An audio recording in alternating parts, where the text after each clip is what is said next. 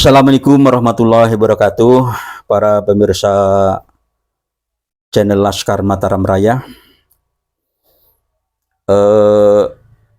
Pada beberapa hari yang lalu, dalam pergerakan perjuangan diskursus nasab ini, ada sedikit intrik yang terjadi, terutama apa yang dialami sahabat kami, teman kami, mantan Panglima Tinggi Laskar Sabilillah Perjuangan Wali Songo Indonesia, yaitu Kiai Haji Syarifuddin, yang pada waktu itu membuat acara yang diadakan oleh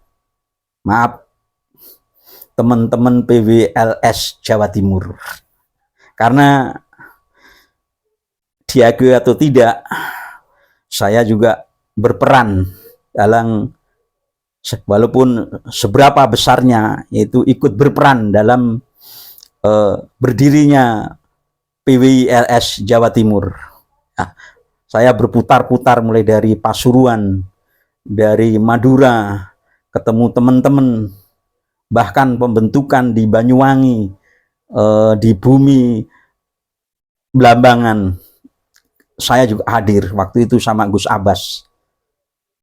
Jadi, dan di Madura waktu itu peresmian untuk pembentukan PWLS Jawa Timur, itu tepatnya di Madura waktu itu. Dan saya tahu betul memang ada intrik-intrik saat itu, karena kita tahu semua bagaimana rawannya wilayah Jawa Timur. Dan Jawa Timur ini harusnya dipahami oleh teman-teman PWLS Pusat.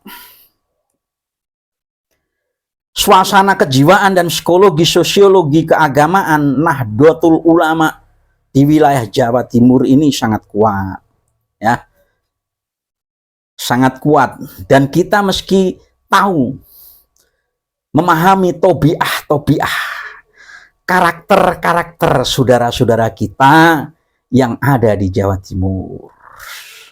Gus Jami, banyaklah yang ada di Jawa Timur yang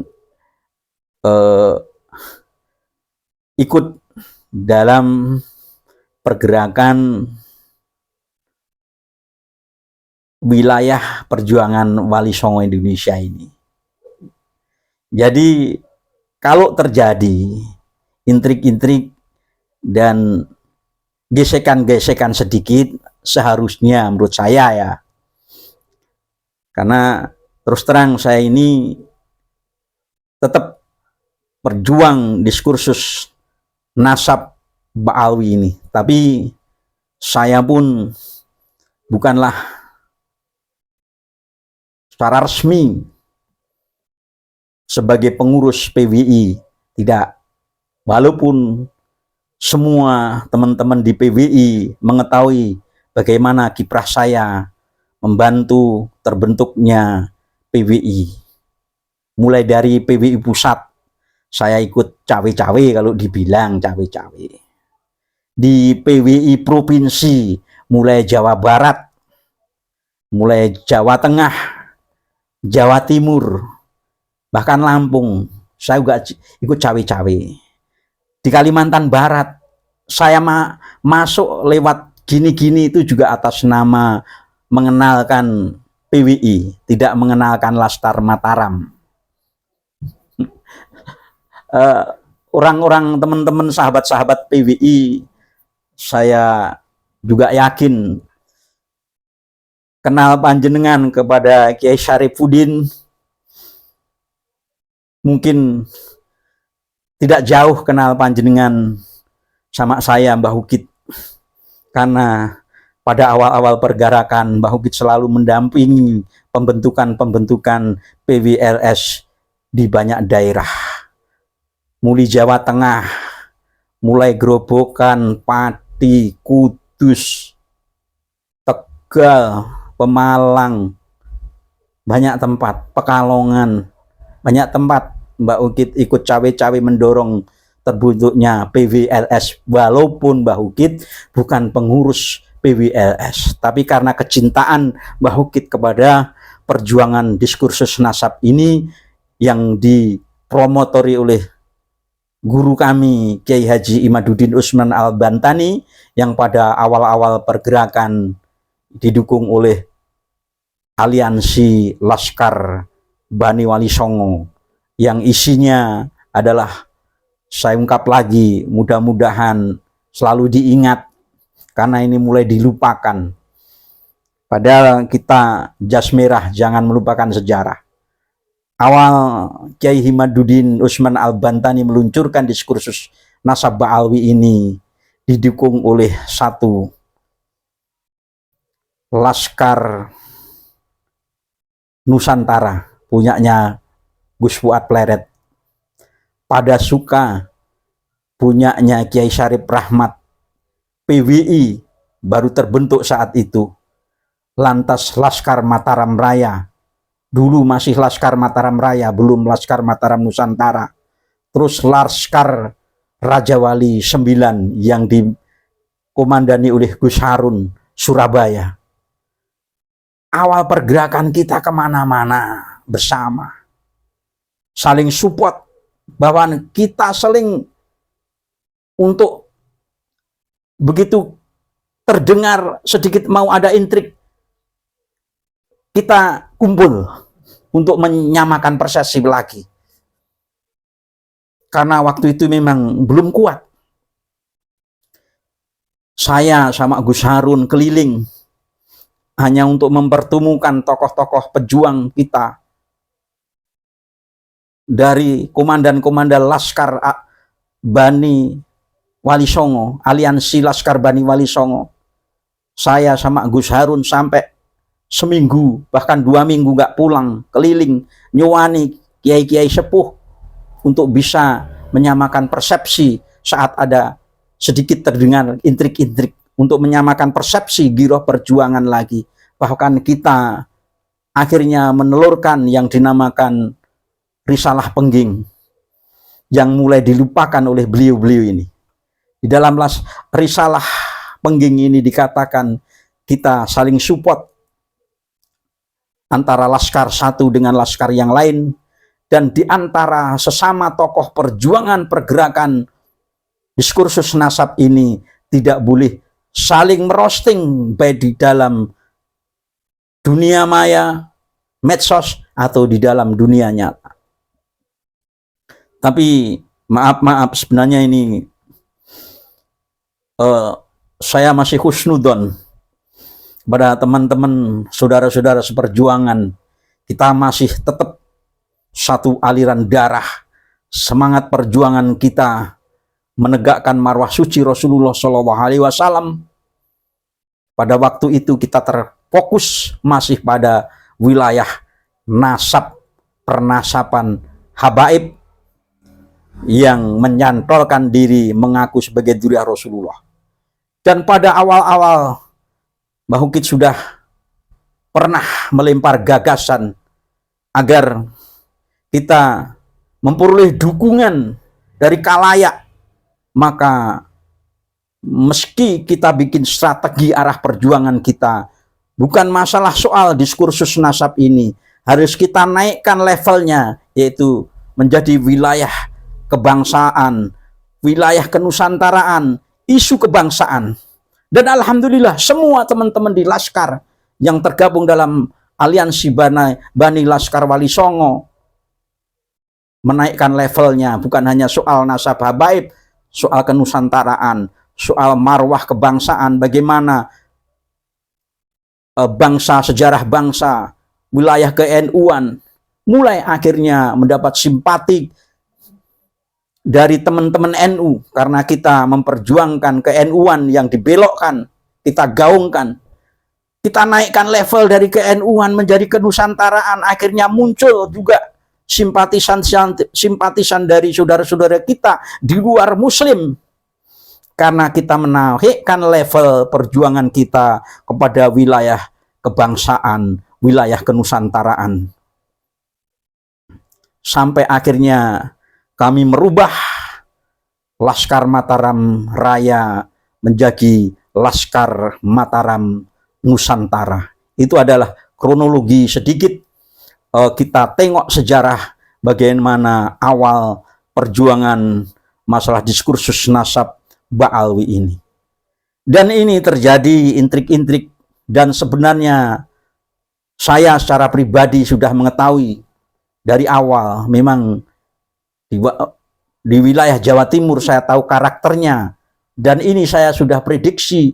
Maka pada saat itu sering saya katakan kepada teman-teman semua, kalau nanti organisasi ini, ya, kalau masih bicara dalam ranah perjuangan, giroh perjuangan, masih akan satu semangat, satu jiwa, satu rasa.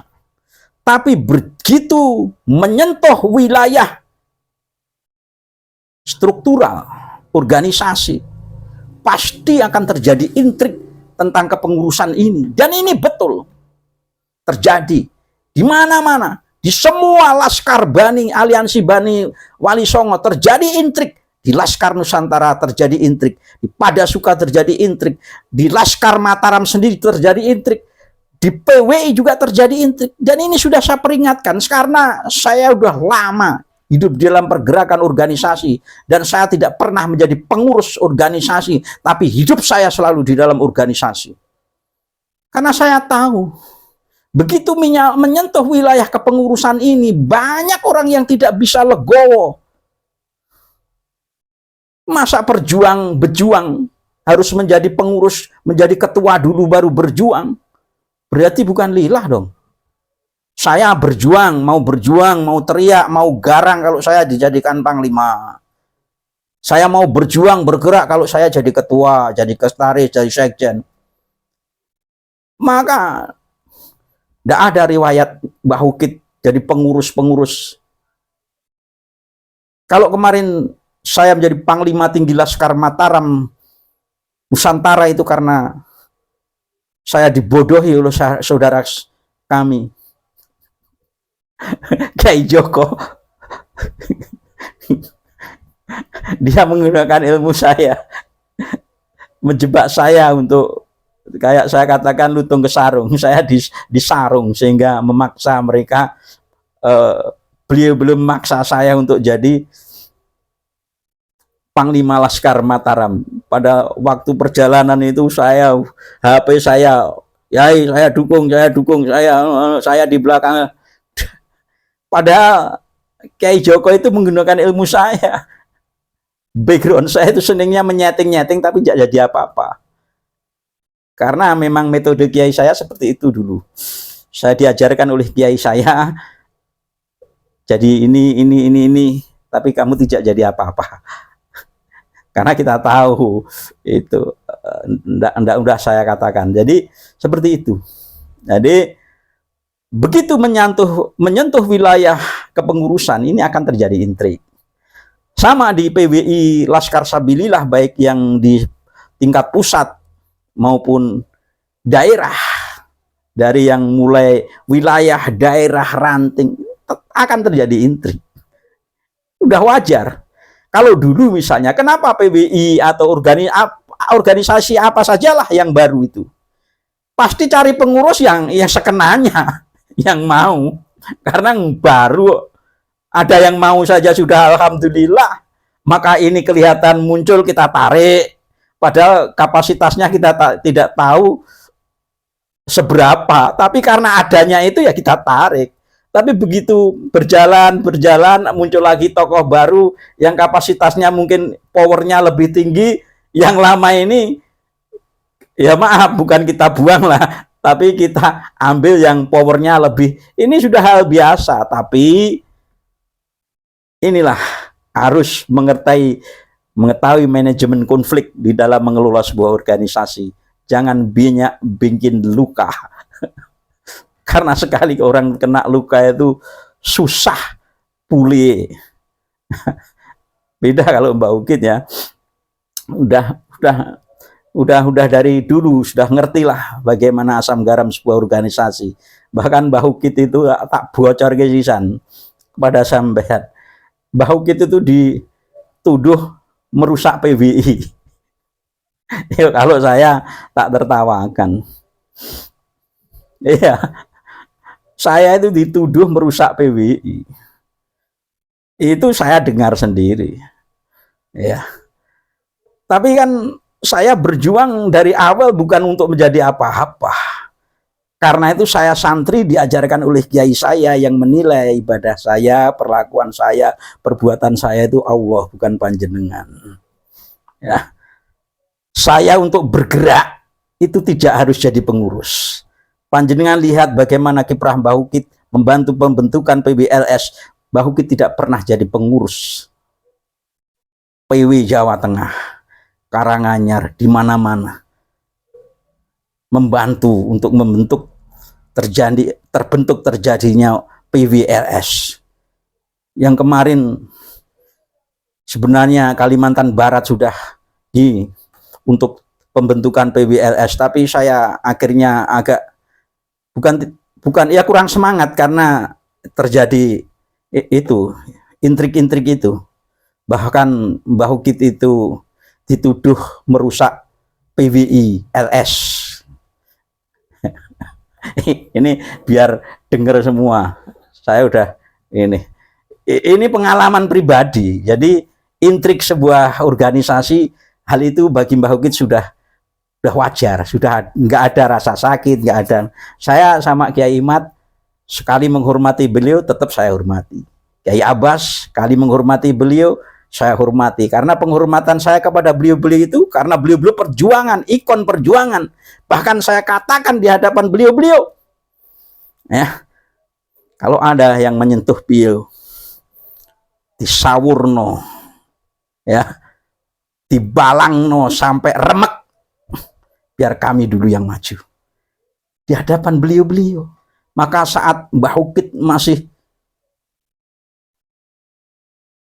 ya bukan tidak semangat lagi, masih ini, karena sekarang sudah banyak tokoh yang muncul biar ini, Mbah Ukit sudah kemana-mana, bahkan nggak peduli mau nyawa udah nggak tak reken. Ya. Itu saja saya difitnah, saya menghancurkan PWI LS. Mudah-mudahan Kiai Imad denger ini. Sebab sebenarnya saya punya rencana untuk sowan beliau, tabayun apa benar bahwa saya dituduh menghancurkan PWI LS. Karena ini hanya saya dengar isu-isu aja. Sebenarnya saya ingin tabayun pada beliau-beliau. Karena bagaimanapun kami akrab sama beliau-beliau, kami hargai beliau. Bahkan kami rela membentengi ikon-ikon perjuangan ini. Jangan sampai ada yang nyentuh, biar kami dulu. Gampangannya rembuk, kalau mau menyentuh beliau, langkai dulu mayat kami. Itu dulu saya pernah ikrarkan hal itu di hadapan beliau-beliau. Jadi kalau saya terus ujung-ujungnya dituduh merusak PWI LS itu sebenarnya ya, kalau dirasa secara kemanusiaan biasa, nalare wong biasa iyo nyangati loro. Tapi karena saya udah makan asam garam perjuangan itu ya biasa saja bagi saya. Tetap perjuangan, terus tidak kok saya berhenti berjuang. Ya. Saya tetap berjuang. Nah, tidak ada berhenti bagi Mbah Ukit untuk tetap berjuang. Bahkan saya tiap hari di Japri, Mbah Ukit ayo ini lagi, ayo lagi, datang ya nanti acara ini, datang. Tetap saya support. Ya, itu. Kembali kepada kasusnya, karena asiknya kasusnya Kiai Syarifuddin. Halo ya, kita duduk lagi bersama, kita lagi dengan nalar-nalar sing ora kesusu. Kita gunakan bahwa kita itu organisasi yang baru, kita itu masih butuh dukungan daripada warga bangsa Republik Indonesia ini. Kita meskinya merangkul, bukan memukul. Nah, itu. Disiplin organisasi tetap ditegakkan, tapi kebijaksanaan meski tetap ditempuh. Itulah jalannya para wali songo. Ya, tetap ditempuh. Bagaimana saat Wali Songo menghakimi Syekh Siti Jenar, tetap pakai kebijaksanaan, ya. Disiplin tetap kita tegakkan. Untuk itu masalah Kiai Syarif, ini ada Syarifuddin, beliau klarifikasi, mari kita dengarkan bagaimana klarifikasi beliau. Dan kepada sahabat-sahabat kami, rekan seperjuangan, tetaplah menjadi satu ikatan yang kuat.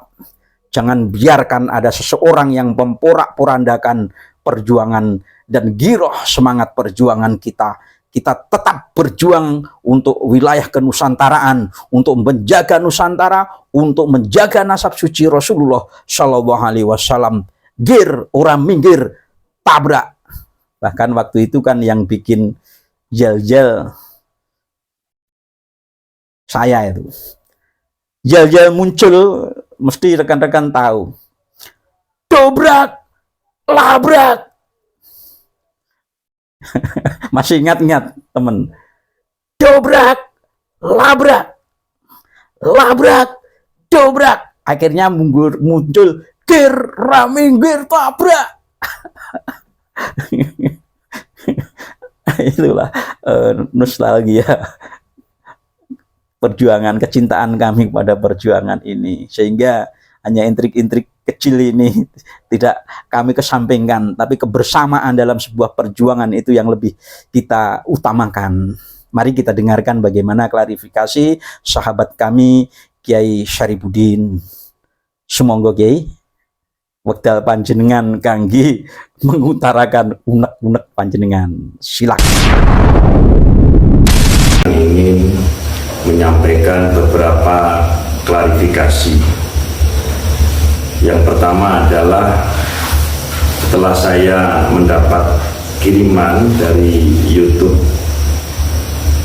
lupa namanya saya, yang jelas di situ ada narasi Kiai Haji Imaduddin sebagai wakil ketua DPP PWI Laskar Sabilillah, dan juga Kiai Ridho Mustafa atau siapa itu sebagai jajaran ketua DPP PWI, di mana pernyataan kedua beliau mengatakan bahwa acara yang telah terjadi di Surabaya, tepatnya di Masjid Keramat Kembang Kuning, tanggal 4 Mei tahun 2025 adalah ilegal. Menurut saya, dan saya hadir di acara itu, pernyataan tersebut keliru. Karena apa? Acara di tanggal 4 Mei ini adalah acaranya konsolidasi dan silaturahmi DPD Perjuangan Wali Songo Indonesia se-Jawa. Artinya itu keinginan dari teman-teman sahabat-sahabat pengurus daerah dari beberapa kabupaten kota yang ada di Jawa Timur. Selanjutnya terkait pernyataan Kiai Imaduddin yang menyinggung nama saya, di mana di dalam narasinya dia mengatakan bahwa setiap perkataan Kiai Syarifuddin tidak mewakili dan juga bukan representatif daripada PWI Laskar Sabilillah.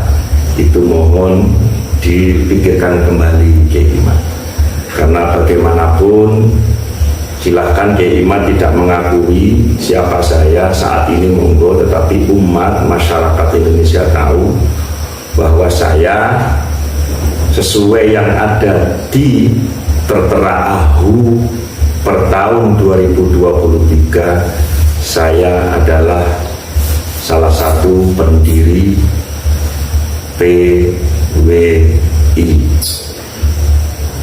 Selanjutnya, acara yang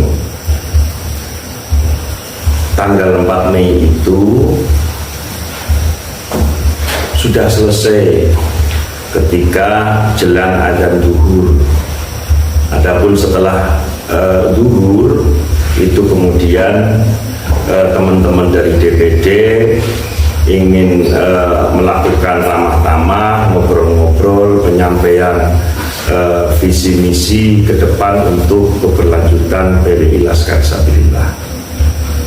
Dan kemudian saya diminta untuk memberikan kata sambut, dan saya menyatakan di lokasi bukan sebagai pengurus PWI dan juga bukan sebagai utusan pengurus pusat PWI, namun keberadaan saya, kehadiran saya diminta oleh teman-teman sahabat-sahabat PWI sebagai salah satu pendiri PWI untuk mencari solusi terkait berita bahwa per tanggal 2 Mei pengurus pusat PWI sudah membekukan kepemimpinan pengurus wilayah PWI Jawa Timur.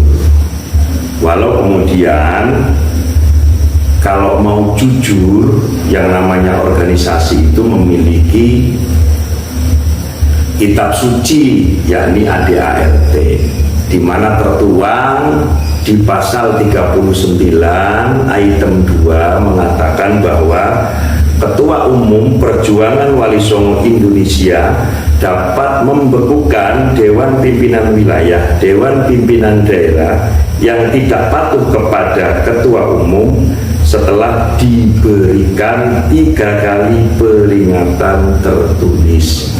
Dan pada kenyataannya melalui verifikasi dari teman-teman yang hadir dari PWI maupun DPD, yang ada surat peringatannya baru 2 kali. Ini mohon untuk bisa dicatat dan dikaji ulang. Oleh karena itu beberapa DPD yang hadir tersebut kemudian bersepakat meminta agar pimpinan pusat mencabut pembekuan dan mengabsahkan kembali kepemimpinan PWI Jawa Timur kepada Al-Mukarram Wal-Muhtaram Kiai Haji Ahmad Jamil Jauhari. Selanjutnya terkait berita yang viral di mana pengurus cabang NU Surabaya, pengurus Ansor Surabaya kemudian menyurati panitia. Ini perlu saya tegaskan di sini bahwa panitia tidak terlibat dengan apa yang saya ucapkan. Lalu perlu saya kasih informasi sedikit bahwa saya itu adalah juga pernah menjadi bagian kepengurusan Gerakan Pemuda Ansor. Saya pernah menjadi pengurus NU tingkat kecamatan NWC sebagai Majelis Wakil Cabang. Saya per tahun 2010 sampai dengan 2013 saya juga merupakan wakil ketua pengurus cabang Gerakan Pemuda Ansor di Kabupaten Tegal, diketahui oleh Haji Musli. Lalu lanjut di kepemimpinan Didi Permana periode kedua, saya juga menjadi wakil ketua plus kepala Rijalul Ansor Kabupaten Tegal. Jadi PJ Ansor saya 2 periode. Lalu di masa kepemimpinan Ketua Ansor Wilayah Haji Ikhwanuddin per tahun 2014 itu saya juga sebagai wakil sekretaris. Lalu di masa kepemimpinan Ketua Umum Pengurus Pusat Gerakan Pemuda Ansor, yakni Haji Yakut Khalil Kaumas, saya merupakan masuk di jajaran lembaga dakwah dan pondok pesantren. Saya juga masih ingat mars daripada Hitung Ansor. Izinkan, ayah izinkan, yaitu itu Mas Ansor. Kalau Mas Ansornya adalah darah dan nyawa telah ku berikan, syuhada rebah Allahu Akbar, kini bebas rantai ikatan, dan seterusnya. Lalu selanjutnya bahwa saya mempersilahkan teman-teman sahabat-sahabat Ansor Surabaya untuk melakukan proses khidmah. Monggo pengurus NU juga silahkan, monggo pihak manapun monggo, kalaulah memang pernyataan saya di acara itu dianggap atau diduga menghina ataupun merendahkan ataupun melakukan pencemaran nama baik. Namun yang perlu saya sampaikan di sini adalah bahwa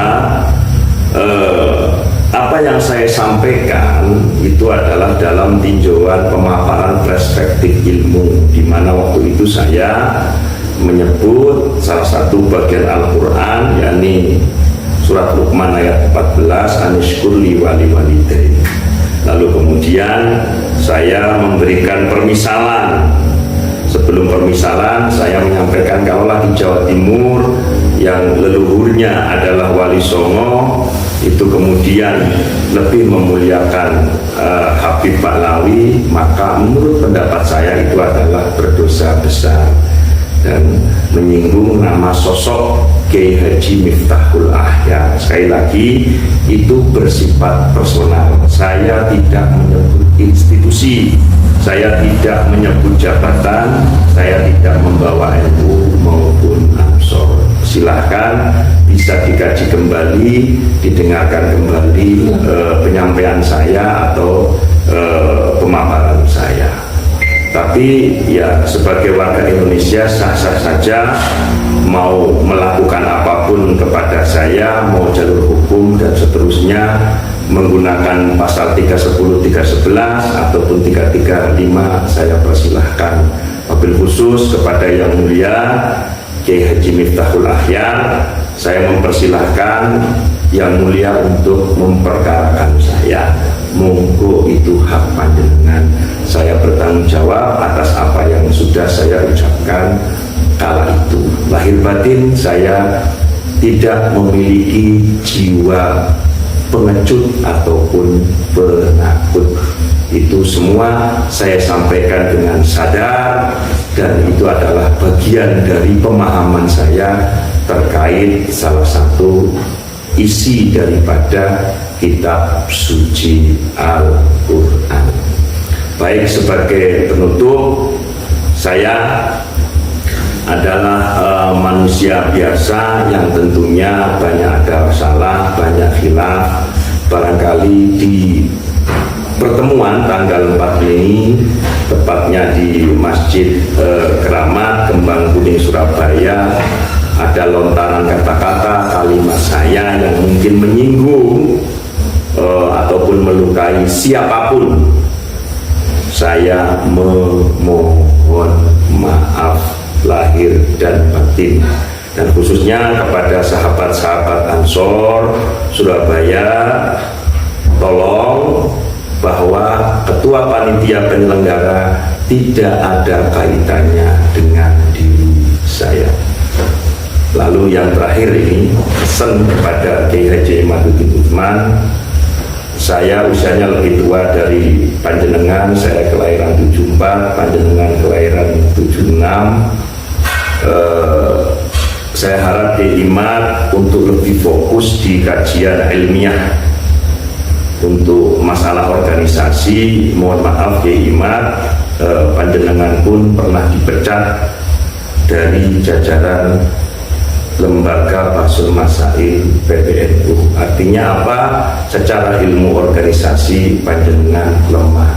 Tolong hal ini panjenengan sadari, kembalikan jati diri panjenengan, perkuat eksistensi daripada ruh gerakan perjuangan Wali Songo Indonesia, di mana awal saya yang terlibat mendirikan per tanggal 29 Agustus 2023, dideklarasikan 6 Oktober di Cilacap, lalu kemudian Kongres tanggal 12 November, SK berbentuk fisik tanggal 14 November adalah sebagai apa?